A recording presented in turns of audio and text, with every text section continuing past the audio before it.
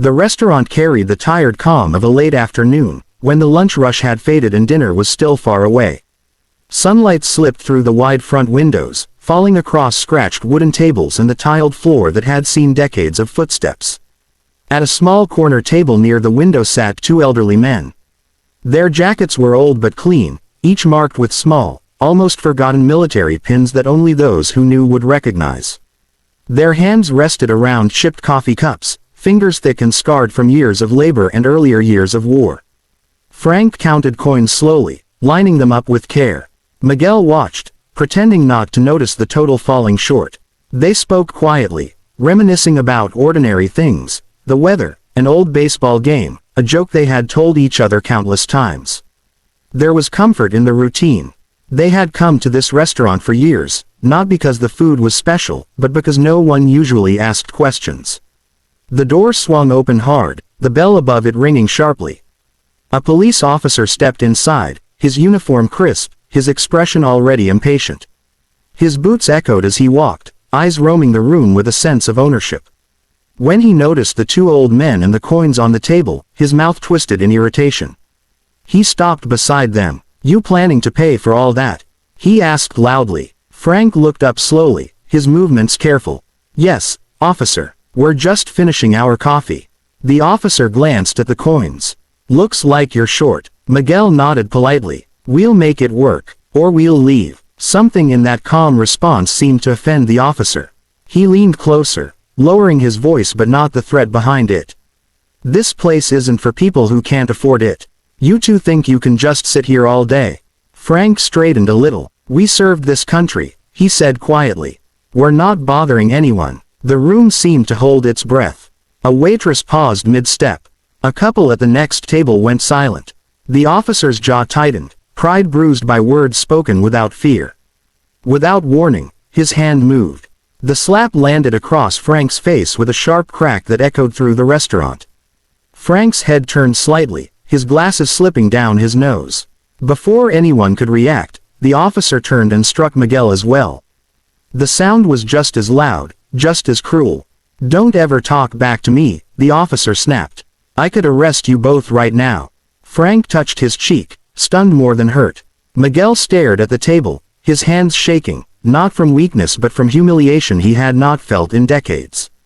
No one spoke. No one stepped in. The officer adjusted his belt, satisfied, and walked out as if nothing had happened.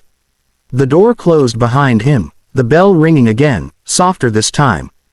The restaurant remained frozen, filled with a silence heavier than the slap itself. Frank and Miguel sat there, two veterans who had faced gunfire and loss, now left with something far harder to bear, being treated as if their lives had meant nothing at all. The silence did not break right away. It lingered, thick and uncomfortable, pressing down on everyone in the restaurant. A few customers shifted in their seats, pretending to check their phones or stir their drinks, anything to avoid looking at the two old men in the corner. The waitress finally moved again, her face pale, her lips parted as if she wanted to say something but didn't know how. "I'm so sorry," she whispered when she reached Frank and Miguel's table.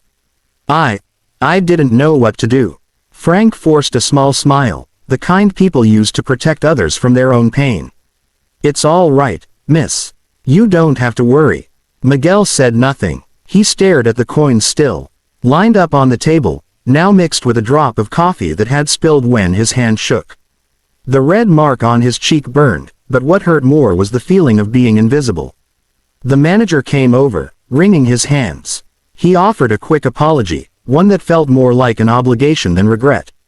I'll take care of the bill," he said, glancing nervously toward the door, as if afraid the officer might return. "Let's just forget this happened." Frank nodded slowly. Some things don't forget so easily. They stood up, joints aching, pride heavier than their coats. Frank adjusted his jacket, making sure the small military pin was still in place. Miguel picked up the coins, then hesitated and left them on the table anyway. They moved toward the exit, past faces that refused to meet their eyes. The door opened again. A man stepped inside, tall and broad-shouldered, dressed in plain clothes. At first glance, he looked like any other customer, but there was a stillness to him, a controlled awareness that filled the room. His posture was straight, his movements deliberate. Years of discipline showed in the way he carried himself. He paused just inside the doorway, scanning the restaurant. His eyes caught the tension, the way conversations had not fully resumed. Then he saw Frank and Miguel, noticed the redness on their cheeks, the way Miguel's hands trembled as he reached for the door. "Excuse me," the man said, his voice calm but firm. "Are you all right, sir?"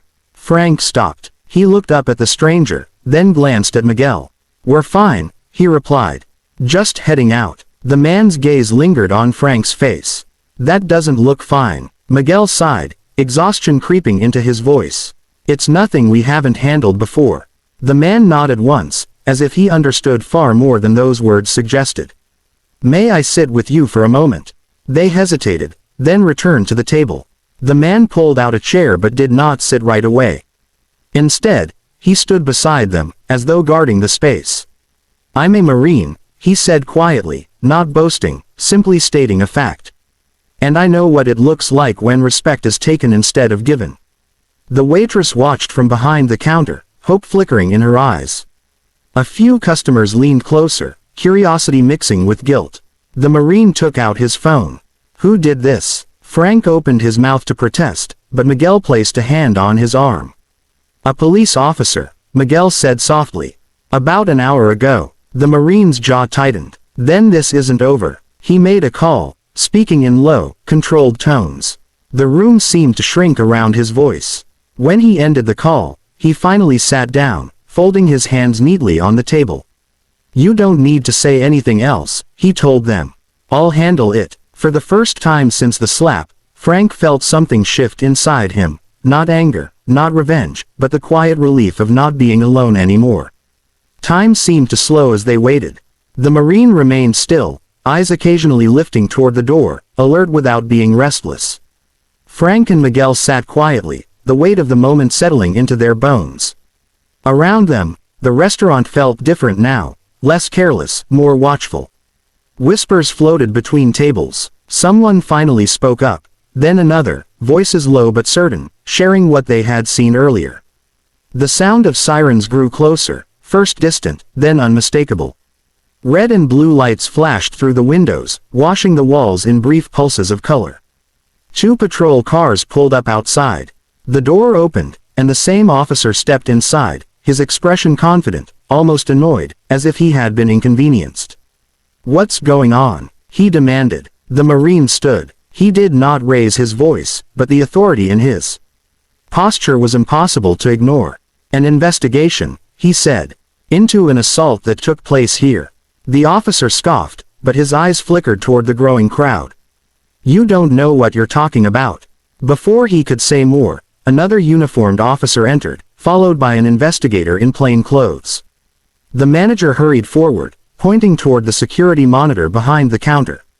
The footage played silently, the truth unfolding without emotion. 2 old men sitting quietly, the officer approaching, the sudden, violent motion of his hands. No one spoke while the video ended. The investigator turned to the officer. "You're being placed on administrative leave," he said.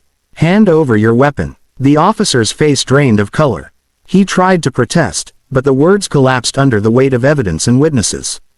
Customers stepped forward one by one, confirming what they had seen. The officer was cuffed, led out under the same door he had stormed through earlier. Frank finally stood. His voice was steady, though his eyes shone. "We didn't want trouble," he said. "We just wanted to finish our coffee in peace." The Marine faced him and raised his hand in a sharp, respectful salute. Without being prompted, others followed. The waitress, the manager, even one of the responding officers. The room filled with quiet respect. Miguel straightened his back, standing taller than he had in years. Frank returned the salute slowly, with hands that remembered the motion despite the time that had passed. The Marine lowered his hand and smiled faintly. "You earned that a long time ago." As he turned to leave, the waitress called out, "Thank you." He paused at the door. "Just doing what's right," he replied. Outside, the sun dipped toward the horizon, casting warm light through the windows. Inside, the restaurant returned to its normal rhythm, but something unseen had changed. 2 veterans sat once more at their table, Dignity restored, no longer invisible, no longer alone.